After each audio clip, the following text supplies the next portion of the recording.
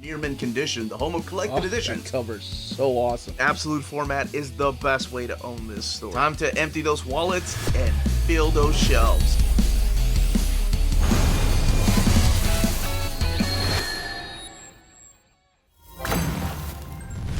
It's the amazing Amanda here, and today I'm going to be doing my review of Medea, so stay tuned.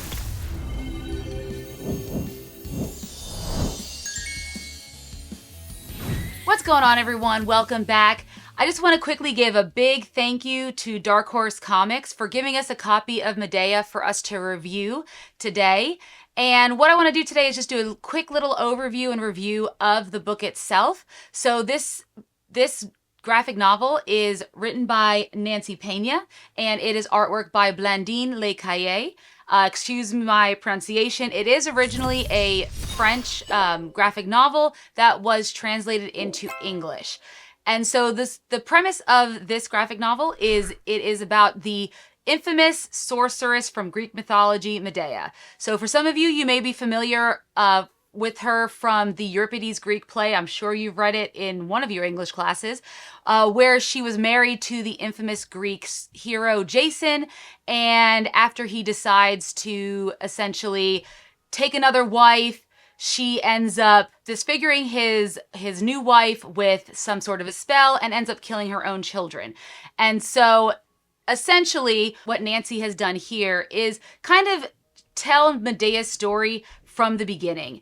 And of course, they've taken liberties with the mythology, which it is a mythology, so by no means can we say that that's historically accurate. So what she's done is she's told the story based on a lot of her different research of what Medea's life looks like, and through a more feminist lens, which I really do appreciate. So you start to see Medea from her early years as a young child, growing up as a princess to a emperor in a different land, and then of course eventually is when Jason comes and steals her father's golden fleece. And then of course she, after years and years of seeing what her father's done and growing increasingly mad and greedy, she ends up turning her back on him to go with Jason and flee to Greece, because he is bringing the fleece back in order so that he can rule his land that he is supposed to be ruling. And so the story kind of shows her journey through that process, and it's bookended by an older Medea who is on the verge of death, and she's writing her story down, putting it in the vases in hopes that someone will read her story and know her truth. And I really like the way this portrays Medea, because it gives us a more sympathetic look. Obviously, if you've read the play itself, sometimes, she's looked at as the villain of a story, but this one shows us that there's so much more to the story that sometimes isn't seen because of the time period it was, where, especially women like herself, she is a sorceress who, of course, is a practitioner of Hecate, which is one of the goddesses, and she learns these skills as she is young and grows older, and she's always was looked at favorably by her father, except, once she turned her back on him. And of course, through that point, we get to see how her life dramatically changes from the point where she meets Jason and not necessarily chooses love, but chooses what she thinks is freedom, and then quickly finds out that sometimes the grass isn't always greener on the other side. But the nice thing about it is, of course, in the play, that if you remember reading that in English class, you see that she ends up, murdering her two children. This is by no means, I guess, a spoiler, because it's a play that's been around for centuries, but that is what happens. But this story tells it in a different light, and you get to actually see Medea as a mother and what she goes through to warrant what happens in the end. And as a mother myself, I was really affected by this book. I read it pretty much in one sitting, and I felt there's a lot of emotion running through this book. And it's not just through the story itself, but also through the artwork.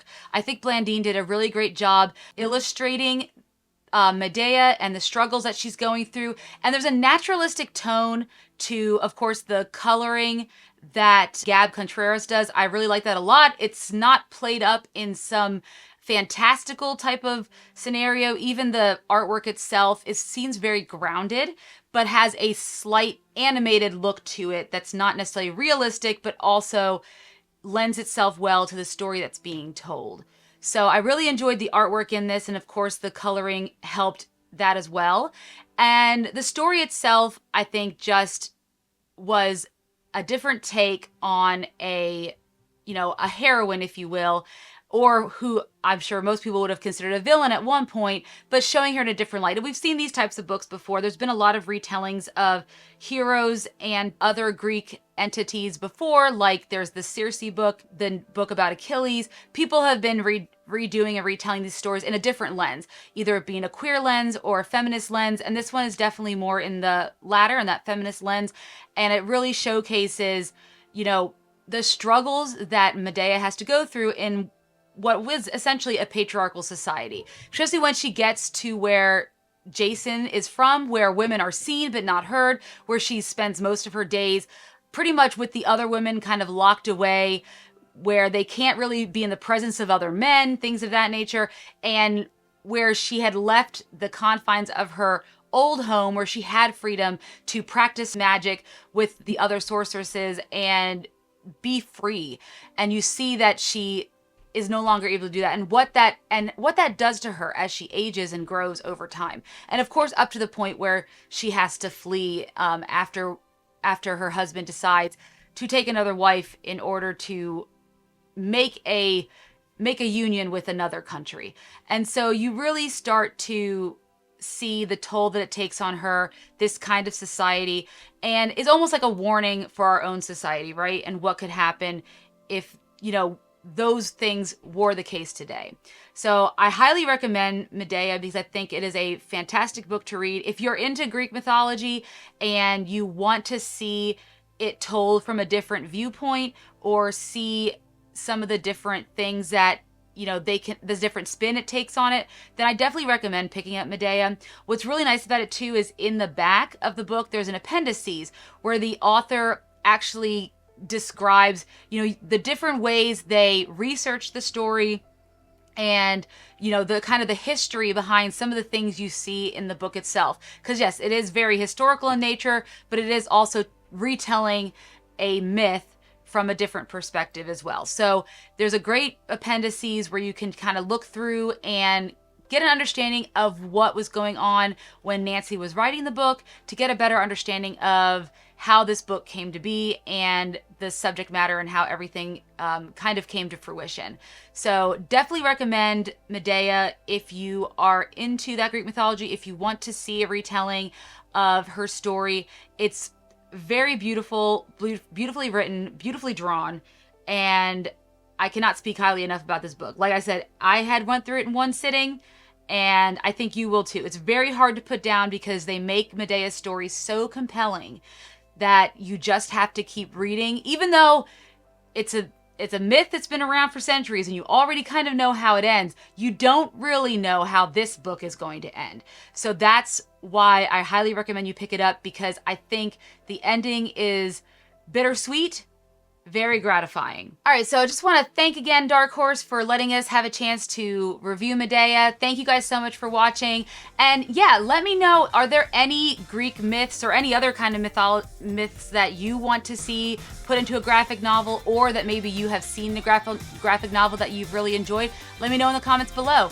Thank you everyone, and have a great day.